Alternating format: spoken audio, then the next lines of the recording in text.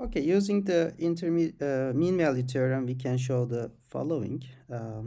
So for this example, let's define f of x to be the square root of 1 plus x.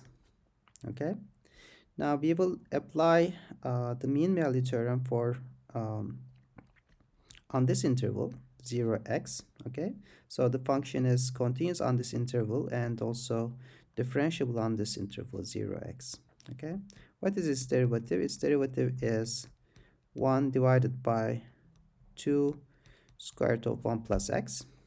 Now, since x is greater than 0, square root of 1 plus x is greater than square root of 1, which is 1, which means 1 over square root of 1 plus x is less than 1.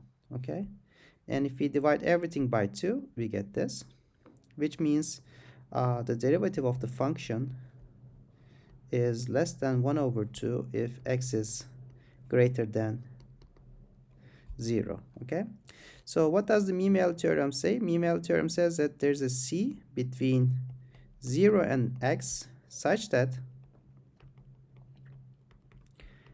f prime of c equals f of x minus f of 0 divided by x minus 0. What is f of x? It is square root of 1 plus x. What is f0? f0 is 1 divided by x. And we know that f prime of c is less than 1 over 2, right? We have shown it here. So what does this tell us?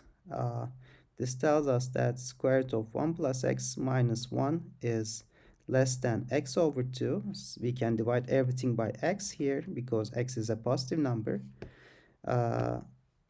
So if we take it to the other side, we can show that square root of 1 plus x is less than 1 plus x over 2.